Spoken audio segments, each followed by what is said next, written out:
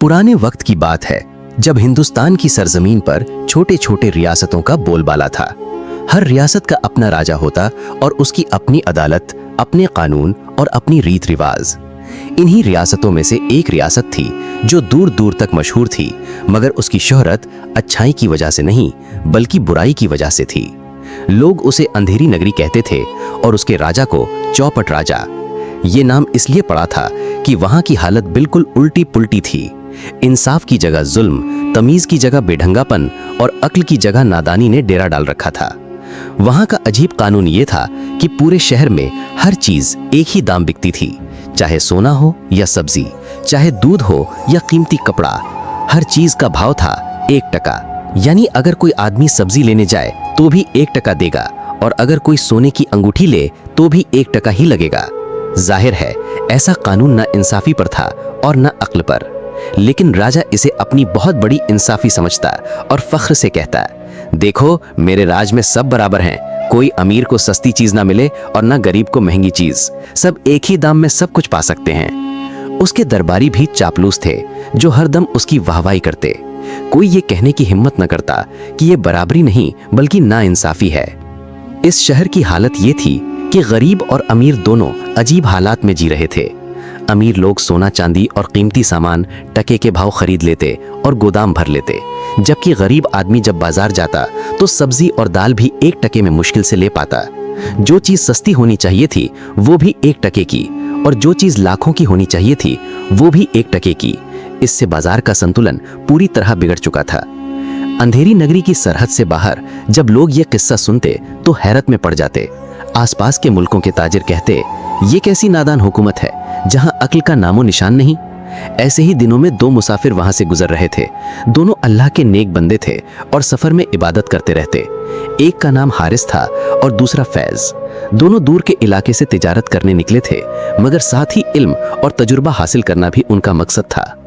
जब ये लोग अंधेरी नगरी के करीब पहुंचे तो देखा कि शहर के दरवाजे पर एक बड़ा सा बोर्ड लगा है जिस पर लिखा है, हमारे शहर में सब चीज 1 टका, चाहे जो भी हो।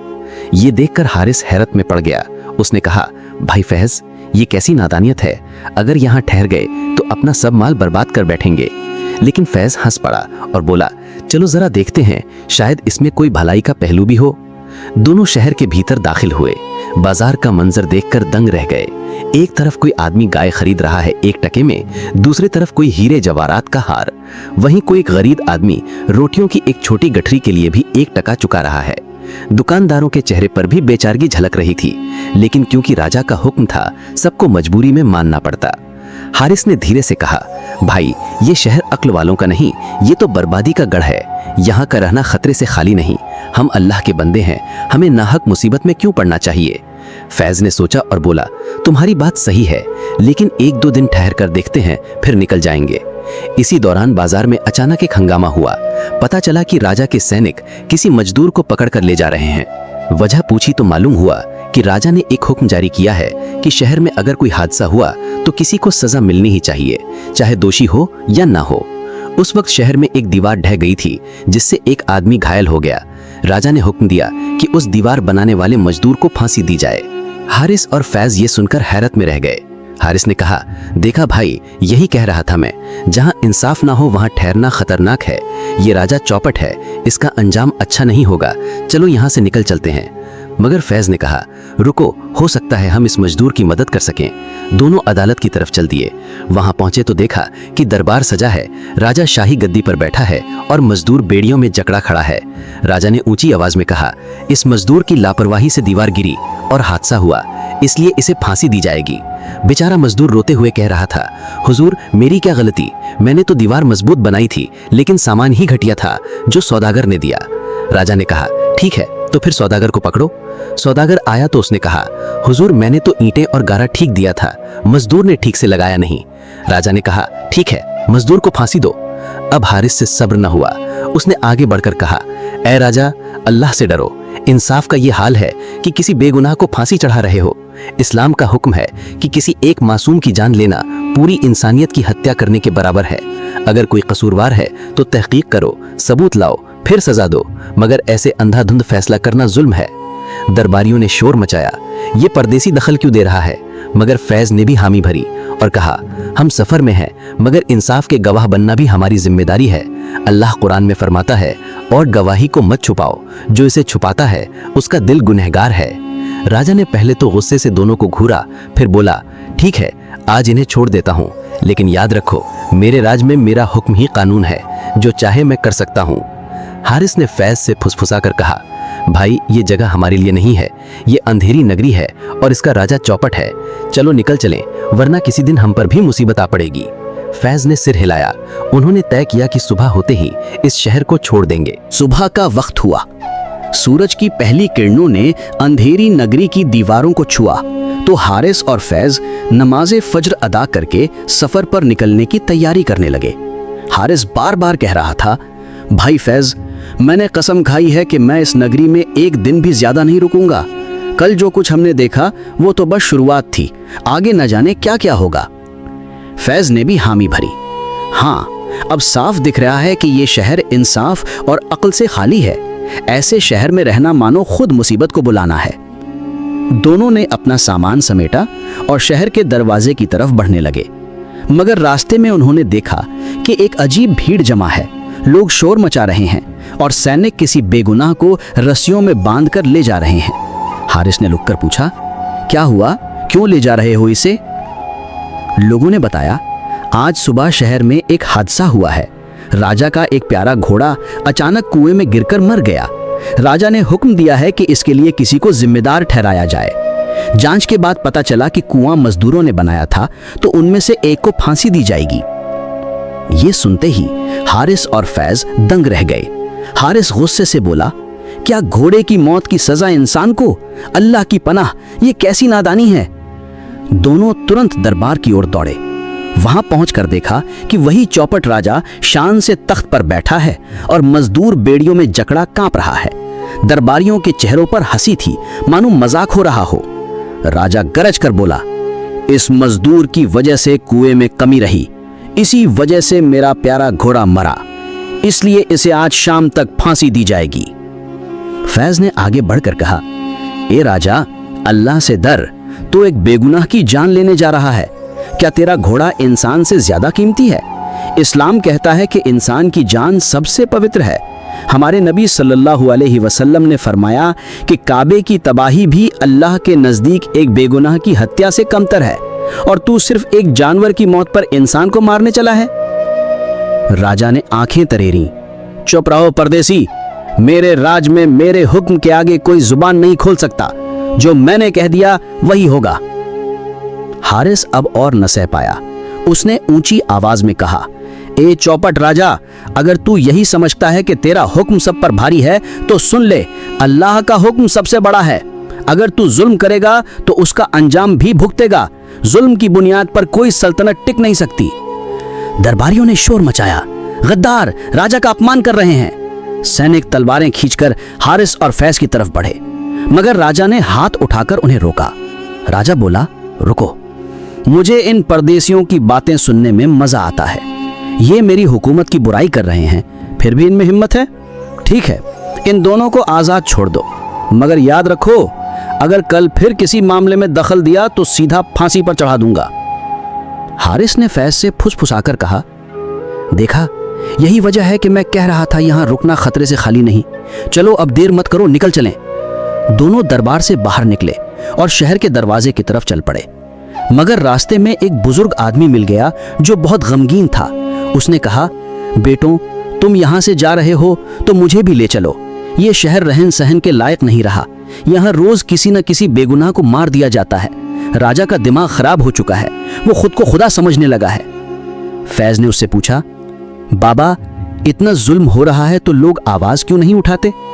बुजुर्ग रोते हुए बोला, बेटा, यहाँ का हाल यह है कि जो बोलता है वही फांसी पर चढ़ा दिया जाता है। लोग डर के मारे चुप हैं। हर कोई अपनी जान की फिक्र करता है। इस शहर का नाम ही अंधेरी नगरी क्यों पड़ा, अब समझ आ रहा होगा। हारिस और फैज ने उसकी बात सुनी तो दिल कांप उठा। उन्होंने उसे ढांढस दिया और कहा, बाबा, सब्र करो, अल्लाह की पकड़ से कोई नहीं बच सकता। ये चौपट राजा ज्यादा दिन राज नहीं कर पाएगा। अल्लाह फरमाता है जालिमों को मोहलत दी जाती है, मगर जब अल्लाह की पकड़ आती है तो कोई बचाने वाला नहीं होता। इतना कहकर दोनों आगे बढ़ गए। अब शहर के दरवाजे के पास पहुंचते ही उन्होंने देखा कि सैनिकों का एक झुंड वहां पहरा दे रहा है। अचानक उनमें से एक ने आवाज दी, रुको, राजा का नया हुक्म है कि कोई भी परदेसी बिना इजाजत शहर से बाहर नहीं जा सकता। हारिस ने हैरत से पूछा, क्यों भला? कल तक तो ऐसी कोई रोक नहीं थी। सैनिक ने हंसते हुए कहा, राजा ने कहा है कि यहां से भागकर लोग बाहर जाकर हमारी बुराई न करें, इसलिए अब कोई भी परदेसी बिना इजाजत बाहर नहीं जाएगा। अगर जबरदस्ती की तो फांसी मिलेगी। हारिस और फैज ने एक दूसरे को देखा। हारिस ने धीरे से कहा, देखा, अब तो हमारी शंका सही साबित हो गई। ये जगह वाकई मौत का गढ़ है। फैज ने गहरी सांस ली और बोला, हमें अल्लाह पर भरोसा रखना होगा, वो हमें इससे भी निकाल देगा। इसी वक्त शहर में एक और अजीब घटना हुई। राजा का पसंदीदा शाही हाथी अचानक पागल होकर बाजार में तोड़फोड़ करने लगा। कई लोग घायल हो गए। राजा ने फिर वही चौपट हुक्म जारी किया, इसका कसूर किसका है? जिसने हाथी को खाना खिलाया था वही जिम्मेदार है, उसे तुरंत पकड़ो और फांसी दो। बेचारा नौकर कांपता हुआ लाया गया। उसने रोते हुए कहा, हुजूर, मैंने तो वही खाना दिया था जो महल के बावर्ची ने दिया था। राजा ने कहा, तो बावर्ची को पकड़ो। बावर्ची आया तो बोला, हुजूर, मैंने तो वही अनाज लिया था जो गोदाम से आया था। राजा ने कहा, तो गोदाम के मालिक को पकड़ो। इस तरह मामला घूमता घूमता फिर एक गरीब आदमी पर आके रुक गया और हुक्म हुआ, आज इसे फांसी दो। जब ये सब हारिस और फैज ने देखा तो दिल दहल उठा। हारिस ने कहा, अब साफ हो गया, यहां रहना खुद मौत को बुलाना है, मगर शहर के दरवाजे पर रोक लग गई है, अब क्या करें? फैज ने कहा, भाई याद रखो, जहां अक्ल काम न करे वहां अल्लाह पर भरोसा करो। उसने ही हमें यहां तक पहुंचाया है, वही हमें इससे भी निकाल देगा। दोनों ने इत्तेफाक किया कि अब रात के अंधेरे में ही शहर से निकलने की कोशिश करेंगे, मगर उन्हें यह भी एहसास था कि राजा की चौपट अक्ल किसी दिन उन्हें भी फांसी पर चढ़ा सकती। रात का सन्नाटा अंधेरी नगरी पर उतर आया था। महल के भीतर रंगरलियां थीं। राजा अपने चौपट फैसलों पर फख्र कर रहा था और दरबारी उसकी चापलूसी में मशगूल थे।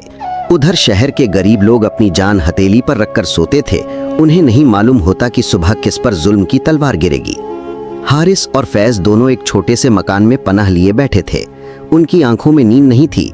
हारिस बेचैन होकर कह रहा था, फैज, अब देर नहीं करनी चाहिए। अगर सुबह हुई तो पता नहीं किसे फांसी का हुक्म हो जाए और शायद हमारी बारी भी आ जाए। फैज ने कहा, हाँ भाई, मैं भी यही सोच रहा हूँ। अल्लाह से दुआ करो, वही रास्ता खोलेगा। उन्होंने तहज्जुद की नमाज अदा की और अल्लाह से दुआ की, ऐ अल्लाह, हमें इस जालिम राजा और इस अंधेरी नगरी से निजात दे। हमें हिफाजत के साथ यहाँ से निकाल और हमें ऐसी जगह पहुँचा जहाँ इंसाफ हो, तेरा जिक्र हो और लोग एक दूसरे का हक पहचाने। दुआ के बाद उनके दिलों में सुकून उतर आया। उन्होंने तय किया कि आधी रात को जब पहरेदार थक जाएं, तब दरवाजे से निकलने की कोशिश करेंगे। लेकिन उसी वक्त एक अजीब घटना घटी। शाही महल में राजा ने अचानक ऐलान किया कि कल सुबह दरबार में न्याय का सबसे बड़ा फैसला सुनाया जाएगा। असल में हुआ ये कि उसके दरबारियों ने उससे कहा, हुजूर, लोग आपसे डरते हैं, मगर आपके फैसले इतिहास में दर्ज होने चाहिए। कोई बड़ा काम कीजिए ताकि आपका नाम हमेशा याद रखा जाए। राजा को ये बात पसंद आई। उसने सोचा और बोला, ठीक है, कल मैं ऐलान करूंगा कि जो भी शाही हुक्म की मुखालिफत करेगा उसे फांसी दी जाएगी, और सबसे पहले उन परदेसी मुसाफिरों को फांसी दी जाएगी जिन्होंने मेरी अदालत में दखल दी थी। दरबारियों ने तालियां बजाईं और राजा हंस पड़ा।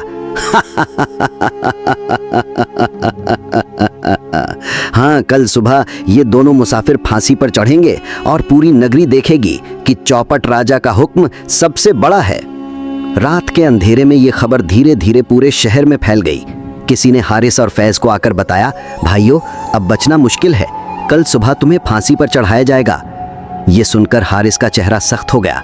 उसने कहा, मैंने कहा था ना कि ये नगरी बर्बादी का गढ़ है, अब खुद हमारी जान पर बनी है। लेकिन फैज ने गहरी सांस लिया और बोला, घबराओ मत, अल्लाह की मदद पर भरोसा रखो। जब इब्राहीम अलैहिस्सलाम को आग में डाला गया तब अल्लाह ने ही आग को ठंडा और सलामती वाला बना दिया। जब मूसा अलैहिस्सलाम को फिरौन में घेरा तब समंदर फट गया और रास्ता बन गया। वही अल्लाह आज हमारी भी मदद करेगा। सुबह हुई, दरबार सजा, राजा शाही पोशाक में गद्दी पर बैठा। ऐलान किया गया कि कि आज इन 2 परदेसी मुसाफिरों को फांसी दी जाएगी ताकि सबक रहे कि राजा के हुक्म की मुखालिफत करने वालों का यही अंजाम होता है। हारिस और फैज को बेड़ियों में जकड़ कर लाया गया। भीड़ जमा हो गई। लोग दबी जबान में कह रहे थे, ये दोनों तो नेक लोग थे, बेगुनाह हैं, मगर राजा को कौन समझाए। जब जल्लाद उन्हें फांसी के तख्ते पर चढ़ाने लगा तो अचानक फैज ने ऊंची आवाज में कहा, ए चौपट राजा, तू अपने आप को खुदा समझता है, मगर हकीकी खुदा अल्लाह है। और आज मैं तुझे एक पेशीन गोई सुनाता हूँ। अगर तू हमें फांसी देगा तो तेरा राज भी आज ही खत्म होगा। भीड़ में खुसुर फुसुर शुरू हो गई। राजा गुस्से से गरजा, इसे चढ़ा दो फांसी पर, देखते हैं इसकी पेशीन गोई कितनी सही निकलती है। जल्लाद ने रस्सी कसनी ही शुरू की थी कि अचानक आसमान पर बादल छा गए, तेज आंधी चली, बिजली चमकी और देखते ही देखते तूफान ने शहर को घेर लिया। महल की ऊंची दीवारें हिलने लगीं, छतें उड़ने लगीं और बाजार उजड़ गया। लोग चीखने लगे, अल्लाह का गजब आ गया, ये राजा के जुल्म का नतीजा है। राजा घबराकर गद्दी से उठा और भागने की कोशिश की, मगर एक बड़ी दीवार गिर पड़ी और वहीं दबकर मर गया। भीड़ में हलचल मच गई। सबने देखा कि जिस वक्त राजा ने बेगुनाहों को मारने का हुक्म दिया, उसी वक्त अल्लाह का गजब आ गया और उसका तख्तो ताज मिट्टी में मिल गया। सैनिकों ने भागकर हारिस और फैज को बेड़ियों से आजाद किया। लोग दौड़कर उनके पैरों में गिर पड़े। भाइयों, तुम सही कहते थे, ये वाकई अंधेरी नगरी थी और ये चौपट राजा अल्लाह के गजब का शिकार हुआ।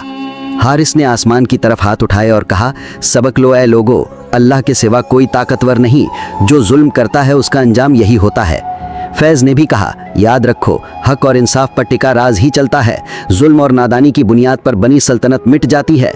कुरान में अल्लाह फरमाता है, और ऐसे ही हम बस्तियों को तबाह कर देते हैं जब उनके लोग जालिम हो जाते हैं। ये सुनकर लोग रो पड़े। उन्होंने कहा, अब हम अपने शहर का नाम बदलेंगे, अब ये रोशनी की नगरी होगी। हम इंसाफ, बराबरी और अल्लाह के हुक्म के मुताबिक जिंदगी गुजारेंगे। हारिस और फैज ने उन्हें नेक रास्ते की तालीम दी।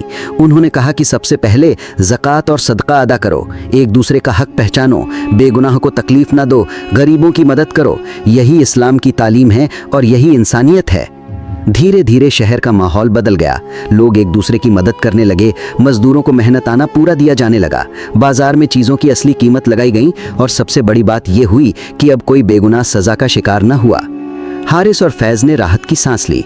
उन्होंने कहा, देखो अल्लाह कैसे जालिमों का सफाया करता है और नेक बंदों के हाथ से इंसाफ कायम करवाता है। फिर दोनों ने शहर वालों को अलविदा कहा और सफ़र पर आगे निकल पड़े। उनकी आंखों में सुकून था और दिलों में अल्लाह का शुक्र कि उसने उन्हें हिफाजत दी और जुल्म के खिलाफ गवाही का मौका दिया। इस तरह अंधेरी नगरी और चौपट राजा की कहानी हमेशा के लिए सबक बन गई।